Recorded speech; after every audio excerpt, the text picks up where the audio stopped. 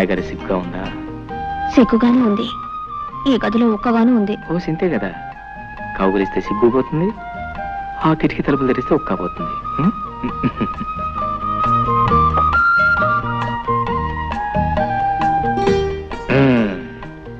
కిటికీ తలుపులు తెరిచాను, గాలి వస్తుంది, నీ ఒక్కపోతుంది. పోతే ఆ సిగ్గు కూడా తెచ్చేస్తాను. పాల గ్లాస్ ఎక్కడ పెట్టు, కూర్చో. ఒక ఫ్యాన్ కొనుక్కోవచ్చు కదా. ఫ్యానా? దాన్నేం భాగ్యం. ఎన్నాళ్ళు ఒంటరివాణి కదా, దాని అవసరం లేకపోయింది. హాయిగా ఆరు బయట పక్కేసి పడుకుంటే ఆ పైరుగాలికి మైమరిచి నిద్ర పెట్టేది. ఇల్లాలో నువ్వు వచ్చావు కదా, అసలు మన సంసారానికి కావాల్సిన ముఖ్యమైనవన్నీ ఒక లిస్ట్ తయారు చేసి వచ్చే పట్ల కొనేస్తాను. ఫ్యాన్ తోటే సంసారం సుఖంగా సాగిపోతుందా? అబ్బే, భార్యాభర్తల మధ్య ప్రేమ, మమత, అనురాగం అవి ముఖ్యం, అవి ముఖ్యం. నేననేది అది కాదు. మరి ఎంచక్కా తాతయ్య గారింట్లో గదికొక ఫ్యాన్ ఉంది, కొళాయి తిప్పితే నీళ్ళొస్తాయి, భోజనానికి టేబుల్, కుర్చీలు, పడుకోవడానికి డబుల్ కాటు. దేనికైనా అదృష్టం ఉండాలి. అదృష్టం కాదు, డబ్బులు డబ్బులు ఉండాలి. నేలను బట్టి నీళ్లు, లక్షణాలను బట్టి లక్షణాలని మన పెద్దలు ఊరికే అన్నారా? చూడు, వెనక ఒక మాట చెప్పనా, మనకున్నదాన్ని మనం స్వర్గం అనుకుంటే స్వర్గం, నరకం అనుకుంటే నరకం. కుళాయి తిప్పినా వచ్చేది ఆ నీళ్లే, మన పెరటి బావిలో తోడినా వచ్చేది ఆ నీళ్లే. ఫ్యాన్ తిరిగినా వచ్చేది ఆగాలే, మన కిటికీ తలుపు తెరిచినా వచ్చేది ఆగాలి. పందిరి మంచమైనా, డబుల్ కాట్ అయినా నిద్ర ముఖ్యంగానే మంచం కాదు. సర్లే, మగాళ్ళకి ఏదో సర్ది చెప్తారు. సత్య చెప్తాం కదా, జీవితానికి అర్థం చెప్తున్నాను. రా, ఎందుకు? బాగా చెప్తాను. ఇటు రావోయ్. చూడు, ఆ చెట్టు కింద నా జంటను చూడు. ఎండొచ్చినా వానొచ్చినా ఆ చెట్టే వాళ్ళకి శరణ్యం, అదే వాళ్ళ మిద్దే, వాళ్ళ మేడ. జానకి, ఓ మాట చెప్పనా, జీవితంలో మనకంటే ఉన్నవాళ్ళని చూసి మనం బాధపడే కంటే, మనకంటే లేని వాళ్ళని చూసి వాళ్ళకంటే మనం ఎంత అదృష్టవంతులమో తెలుసుకుని సంతోషించడం ఎంతో మంచిది. అదే జీవిత సత్యం, అదే జీవితాన్ని అర్థం చేసుకోవటం. అర్థమైందా? నవ్వు నవ్వు.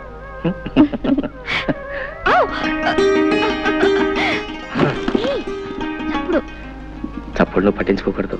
ఇది మాకు బాగా అచ్చొచ్చిన పట్టి మంచం. మా వసువంతా దీని మీద పుట్టిందట. సిగ్గా? సిగ్గుపడితే పనులలో జరుగుతాయి. పిచ్చిదనో పిచ్చిదనో.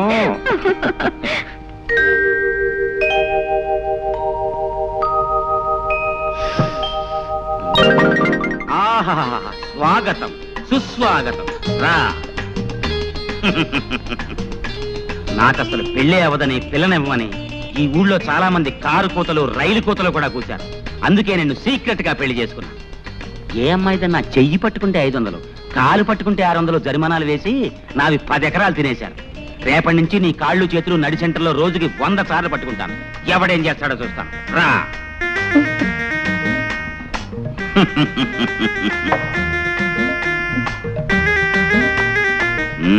సిగ్గుపడుతున్నావా? బాగా సిగ్గుపడు. ఈ లీలాకృష్ణకి ఆడవాళ్ళని లాలించడం డాల్డాతో పెట్టిన విద్య. శ్రద్ధగా విను. ముందు నేను కౌగలించుకుంటాను. గుబ్బులు గుబ్బులుగా ఉంటుంది, ఏం భయపడకు. ఆ తర్వాత నిన్ను ముద్దు పెట్టుకుంటాను. మత్తు మత్తుగా, గిలి గిలిగా, గుండె దడదడగా ఉంటుంది. కాళ్ళు చేతులు వణుకుతాయి, అయినా భయపడకు. ఆ తర్వాత చెప్పడం కుదరదులే. రెడీ? కౌగలింత. ఇదేం కౌగులంత?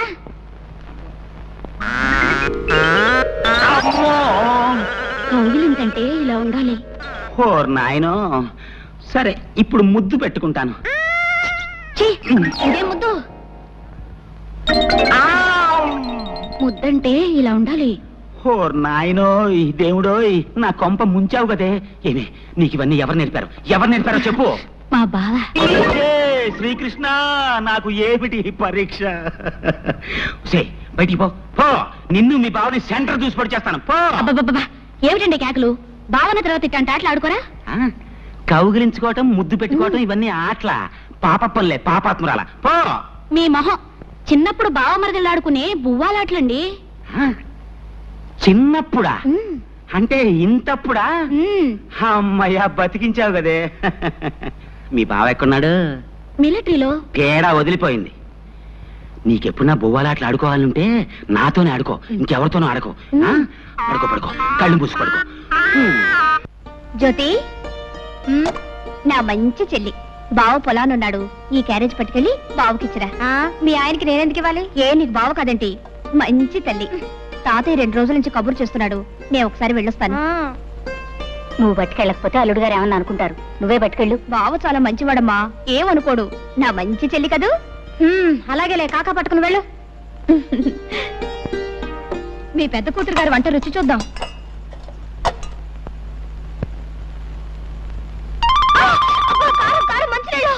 చాలే ఊరుకోవే మరీ నడమంత్రం. దానికి అసలు వంటే చేతగానట్టు మాట్లాడతావు.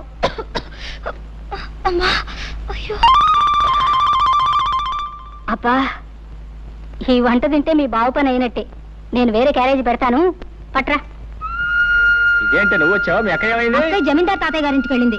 ఆహా, కట్టుకున్న 3 కంటే జమీందార్ తాత ఎక్కువాడనమాట. అంత కోపం ఏంటి బావా? పాపం తాతయ్య మరీ మరీ రమ్మని కబుర్ చేస్తేనే వెళ్ళింది. రా తిందువు గాని.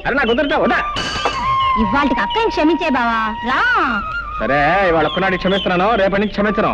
నువ్వు కనుక రేపటి నుంచి క్యారేజ్ తీసుకొచ్చావు నీ కాళ్ళు చేతులు ఎదుర్కొడుతున్నావు. సర్లే, రా రా రా. రమ్మంటే తీసుకునే జానకి. జానకి, అబ్బబ్బా, ఏమిటా కేకలు? కేకలేంటే కేకలు? అవును, ఏమిటి మోసం? పొలానికి అన్నం పట్టుకొస్తానని చెప్పి నువ్వు రాకుండా మీ చెల్లెని పంపిస్తావా? నీకెన్ని గుండెలు? ఇదిగో, రాకపోతే రాపోయావు కానీ మధ్యాహ్నం వంట చేసావు అమృతం. స్వర్గానికి బెత్తిరేయడం. నీ మట్టి వాసన చెవట కంపు భరించలేకపోతున్నాను. ముందెళ్ళి స్నానం చేసిరా.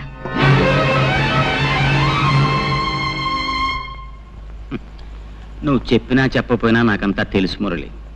నువ్వు జానకిని ప్రేమించావు, తప్పులేదు. కానీ వాళ్ళ బాబేదో కొంపలు ముంచుకుపోయినట్టు ఆ జాతి రత్నాన్ని తీసుకెళ్ళి మోటు రత్నాన్ని కట్టబెట్టాడు. ప్రేమించిన ఆడ దొరకపోతే ఎవరికైనా బాధే. మరి అంత మాత్రాన్ని నువ్వు ఇలా మనసు పాడు చేసుకోవటం నాకు బాధగా ఉంది. జరిగింది మర్చిపోవు. మర్చిపోవటం అంత తేలిక కాదు. కష్టమే, చాలా కష్టం నాకు తెలుసు. అందుకే మర్చిపోవటానికి కొన్ని సులువైన పద్ధతులు కనిపెట్టారు మన పెద్దలు. అవును, చరిత్ర తిరగేస్తుడు. పార్వతిని ప్రేమించిన దేవదాస్ ఏం చేశాడు? పార్వతిని మర్చిపోవడానికి మందు కొట్టాడు. అందాక ఎందుకు, ప్రేమ్నగర్ సినిమాలో నాగేశ్వరరావు ఏం చేశాడు? వాణిశ్రీని ప్రేమించి ఆ అమ్మాయి తిరస్కరించిన తర్వాత బాటిల్ ఓపెన్ చేశాడు. అతనే కాదు, చరిత్రలో భగ్న ప్రేమికులందరూ బాధని మర్చిపోవడానికి మందునే ఆశ్రయించారు. ఏదిగా ఏమిటిదంతా? వద్దు ప్లీజ్. మనం చరిత్రను అవమానించకూడదు. పెద్దలు నడిచిన తోవనే మనము నడవాలి. ఇది ముందు కొంచెం ఘాటుగా ఉంటుంది, ఆ తర్వాత బగరుగా, తియ్యగా, చేదుగా, అచ్చం ఉగాది పచ్చడిలా ఉంటుంది. అబ్బా,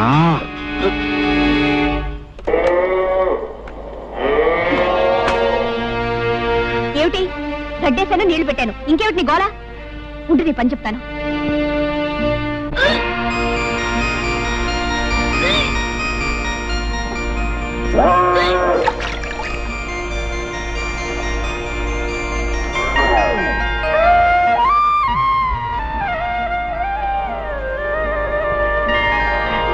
నీకడు బంగారం కాను. ఇంత మంచి వార్త ఎవరికి చెప్పొద్దంటావే. ఉండు జ్యోతి, నేను చెప్పేది పూర్తిగా వినమ్మా. ఏమిటే? పెళ్ళై ఇంకా ఏడాది కూడా కాలేదు, అప్పుడే నాకు పిల్లలు ఎందుకు చెప్పు? అయితే ఏమంటావు? ఏం లేదు, ఇరకల వెంక మీద పోవడానికి ఏదో మందిస్తుందట, అది నేను వేసేసుకుంటాను. పిచ్చి పిచ్చిగా వాగా అంటే చెప్పు తీసి కొడతాను.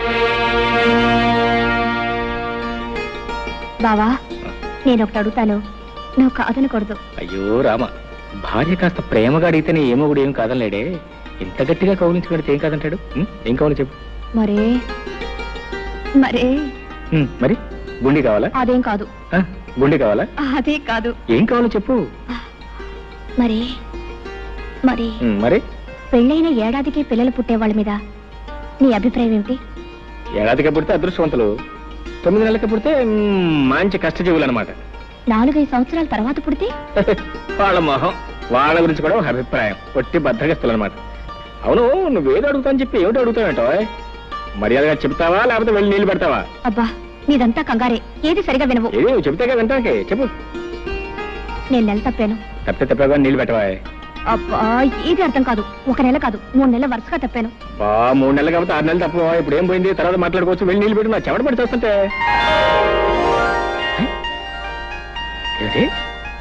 వరుసగా 3 నెలలు తప్పానన్నావా?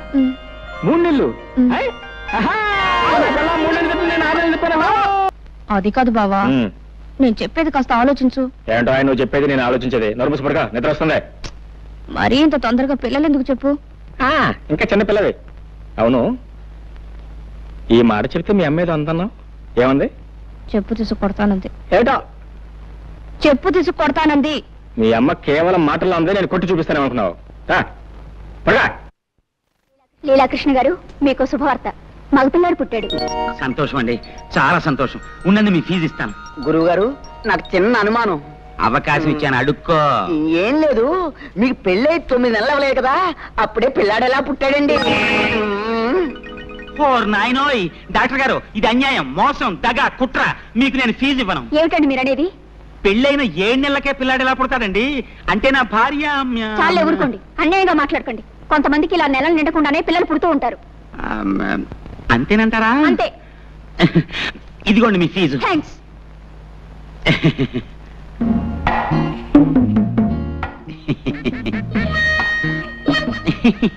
చీ చీ చీ చీ చీ.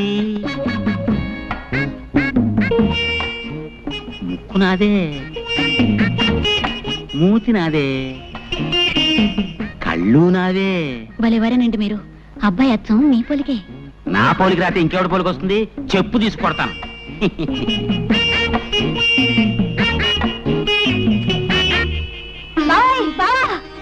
ఏంటే ఏంటే ఏంటే? అయ్యో అయ్యో ఏంటే?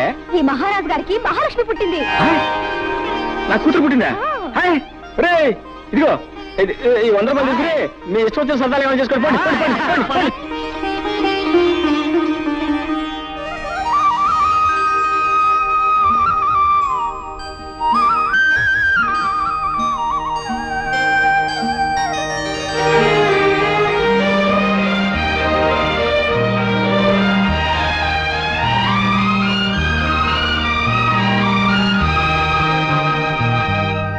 ముద్దు పెట్టుకోవడానికే బిడ్డలా?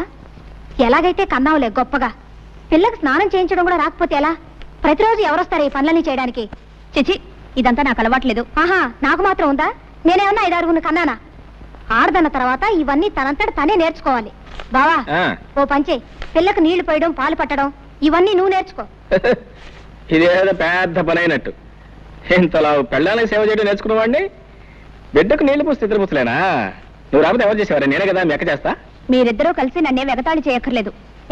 దాన్ని ఎలాగి నా పని నేనే చేసుకుంటాను. తస్సది, మీ అక్క మా లావు తెలియగలదే. పిల్ల ఏడుస్తున్నానో నా ఒళ్ళో, నవ్వుతుంటే దాని ఒళ్ళో. ఇదిగో ఇవ్వబాకు, సరాసరి ఇక్కడ తీసురా. మొగుడు పెళ్ళాలు ఇద్దరు కలిసి నా చేత పనులు చేయించుకుంటున్నారు.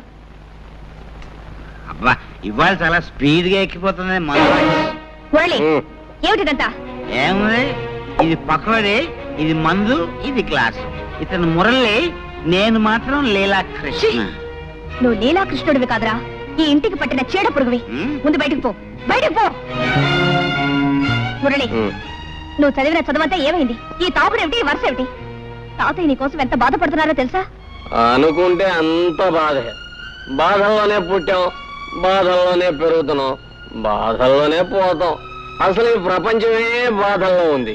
మురళి, నువ్విప్పుడు మత్తులో ఉన్నావు. నేనేం చెప్పినా అర్థం కాదు. మరోసారి నువ్వు తాగేవని మాత్రం నాకు తెలియకూడదు. చూసావమ్మా వాడెంత చెడిపోయాడు. అవన్నీ తర్వాత ఆలోచిద్దాం. ముందు మందు తాగు తాతయ్య. వద్దమ్మా, ఈ మందు తాగి నేను ఆరోగ్యవంతున్నై వాడి దౌర్భాగ్యం కళ్ళారా చూడాలా? పూర్వ జన్మలో నేనేదో మహాపాపం చేసి ఉంటానమ్మా. అందుకనే ఆ భగవంతుడు మనవణ్ణి నాకు విడిచిపెట్టి ఉన్న కొడుకుని కోడల్ని తీసుకుని వెళ్ళిపోయాడు. అయినా తట్టుకున్నాను. నా ప్రాణంతో సమానంగా వాడిని పెంచి పెద్ద చేశాను. నేను పోయిన తర్వాత అంత ప్రేమగా చూసుకునే నువ్వైనా ఇంటికి కోడలిగా వస్తావు. కానీ భగవంతుడు ఆశ కూడా నెరవేర్చలేదమ్మా. ఏమిటి తాతయ్య నువ్వు అనేది? అవునమ్మా, మురళికి నువ్వంటే ప్రాణం. నిన్నే పెళ్లి చేసుకుంటానని నాతో చెప్పాడు. ఆ విషయం మీ నాన్నతో మాట్లాడదామని ఆ రోజు మీ ఇంటికి వచ్చేసరికి నీ పెళ్లి విషయం మీ నాన్న నలుగురిలో నిర్ణయం చేశాడమ్మా. చూశావమ్మా, భగవంతుడు ఎలా మనుషులతో ఆడుకుంటాడు. మనం కోరుకున్నది దక్కనివ్వడు, దక్కింది దొరకనివ్వడు. నేను ఆ రోజు 4 అడుగులు చురుగ్గా వేసి ఉంటే నువ్వే ఇంటి కోడలివై ఉండేదానివి. వాడు నిన్ను మర్చిపోను లేక, మరొక పెళ్లి చేసుకోను లేక కుమిలిపోతున్నాడు. తాగుడుకు బానిసయ్యి వాడి ఆరోగ్యం సర్వనాశనం చేసుకుంటున్నాడు. వాడిని ఆ స్థితిలో చూస్తూ నేను ఎలా బ్రతకగలనమ్మా? తాతయ్య ఊరుకో. అమ్మా జానకి, నువ్వు నాకు ఒక మాట ఇవ్వమ్మా. ఏమిటి తాతయ్య? నేను పోయిన తర్వాత వాడిని జాగ్రత్తగా చూసుకుంటానని, వాడి బ్రతుకు బండర కాకుండా మనిషిని చేసి ఒక దారిలో పెడతానని నాకు మాట ఇవ్వమ్మా. అలాగే తాతయ్య. జానకే, జానకే, జానకే, జానకే, జానకే, ఎక్కడే ఎక్కడ నువ్వు?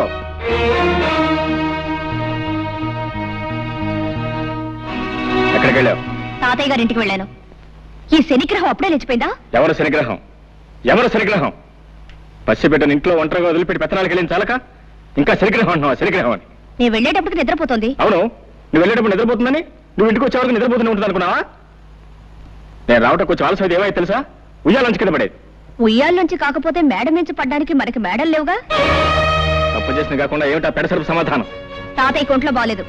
అవన్నీ సర్దుకొని వచ్చేసరికి ఆలస్యమైంది. తాతయ్య తాతయ్య మాట్లాడితే తాతయ్య ఒకటి దొరికాడు. ఇదిగో, నీ తాతయ్య చాలా డబ్బున్నాడు. నువ్వు వెళ్ళినా వెళ్ళకపోయినా ఆయన చూసుకోవడానికి 10 మంది నౌకర్లు ఉన్నారు.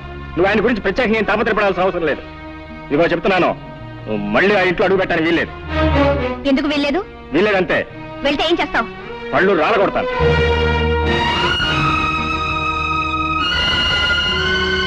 అమ్మా, జానకమ్మ గారు. ఏమిటి రావాలమ్మా ఇలా వచ్చావు? తాతయ్య గారు ఇప్పుడే పోయారమ్మా. తాతయ్య?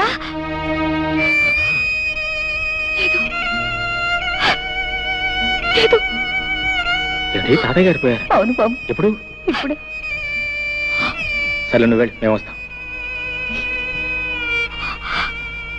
చూసొద్దాం పద. ఎందుకు?